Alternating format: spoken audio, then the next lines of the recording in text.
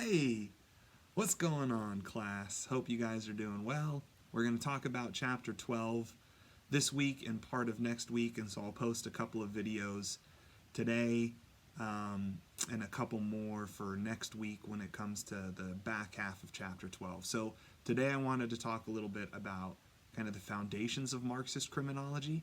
Much like it says at the beginning of the chapter, critical criminologists are interested in how power influences our definition of crime. For Marxist criminologists, that power is located in what Marx called the economic distribution, or the ownership of the means of production. Essentially, if you have money, you're able to control systems and make those systems beneficial for you. And again, for Marx, that power came from economic means if you had money. So he was interested in kind of this historical rollover. Excuse me, I got a frog in my throat, not a corona frog. But what he was interested in is he was interested in this cycle, this economic cycle in history, where you had what he called the material forces of production and the social relations of production. The material forces of production, according to him, was the capacity of a society to make stuff. How much stuff could we make as a society? So go back in time a few hundred years, kind of before the Industrial Revolution, we couldn't make a whole lot of stuff. We could make enough food for ourselves, maybe make some simple tools, maybe make a few pairs of clothing and some housing. But as a society, we didn't have the capacity to create a whole lot. Then the Industrial Revolution came along, and our capacity to make stuff increased quite a bit. Now all of a sudden, one person could make enough stuff for a lot of people. They could farm enough food for a whole community, or one person or one factory could make enough clothing for an entire city. And so the material forces of production increased.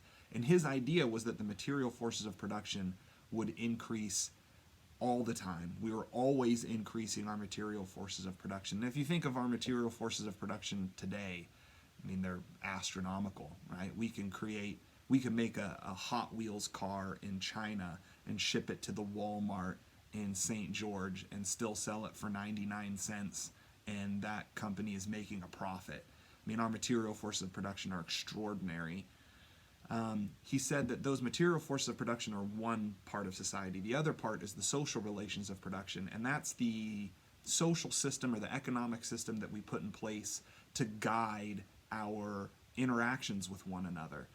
And so currently we're in a capitalist system. Our social relations of production are based on capitalism, so there's that trade between a service or a good and then the money that someone is willing to pay for that. And his idea is that throughout history, if you look at these material forces of production and these social relations of production, the material forces are constantly changing and the social relations don't. They don't match up with the material forces of production very well. So his idea was that over time there would be this conflict between these two things. And if you look at our world today, it might be a fairly good example of some of the things that Marx was talking about. Capitalism works really well if you build something and then someone buys it from you, or if you bake something and someone buys it for you. I like your bread, I'll pay you $3 for your bread. It becomes a lot trickier if you start working in service industries. How much is a service worth? Does capitalism really mesh well with that? And then as we move beyond a service economy into a tech economy, how do we assign value to things? How is it that a company like Facebook is valued at $500 billion or whatever it is? How do we assign a value to that? It's a lot harder to do than I'll pay you, again, $3 for your loaf of bread. But we're in this social relations of production that might not match our material forces of production, and there's that conflict that's there. And so Marx was really interested in that, and he saw historical precedent for that the switch from feudalism to capitalism, the social relations of production that guided our societies before capitalism, there's revolutions that were in place to overthrow feudal society and establish kind of capitalist societies. So there's that tension between material forces and social forces, and that was kind of the foundation for some of Marx's thoughts.